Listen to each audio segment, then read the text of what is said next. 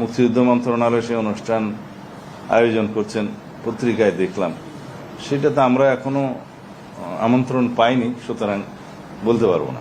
ভাই, জুলাই সনদ 5 তারিখে ঘোষণা, মানিকনগর কি যেন মানিক এভিনিউতে ঘোষিত হবে কিনা জানি না। তো ওখানে মাননীয় প্রধান উপদেষ্টা জুলাই ঘোষণাপত্র প্রদান করবেন বলেছেন, যেটা শেষের দিকে আলোচনা করেছি। জাতীয় সনদ তো আলাদা জিনিস, জাতীয় ঐক্যমত্য কমিশন কর্তৃক যেটা হয়েছে সেটা স্বাক্ষরিত হলে সেটা কোন প্রক্রিয়ায় প্রকাশিত হবে বা প্রকাশ করবেন সেটা ওনারা বলবেন। কিন্তু ঘোষণাপত্র যেটা, সেটা তো একটা লিটারেচার, এটা একটা ঘোষণাপত্র জাস্ট জাতির সামনে প্রদান করা।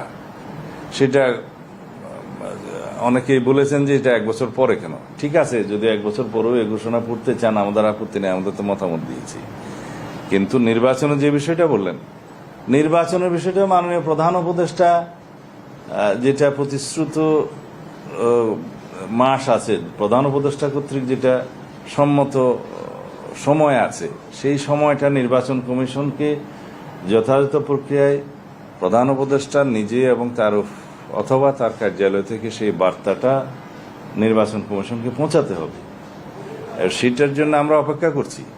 এটা উনি হয়তো এখন আপনারা শোনেন, আমরা শুনতে পাচ্ছি বা জানতে পারছি যে মাননীয় প্রধান উপদেষ্টা হয়তো খুব শিগগির, হয়তো 5 তারিখে বা তার আগে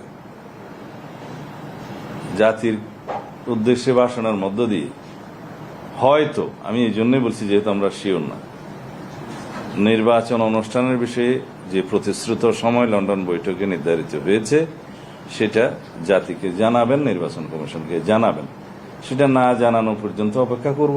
মানিক এভিনিউতে যে ঘোষণা, জুলাই ঘোষণাপত্র পাঠ করার জন্য মাননীয় প্রধান উপদেষ্টা যাবেন, মুক্তিযুদ্ধ মন্ত্রণালয় সেই অনুষ্ঠান আয়োজন করছেন, পত্রিকায় দেখলাম। সেটাতে আমরা এখনো আমন্ত্রণ পাইনি, সুতরাং বলতে পারবো না।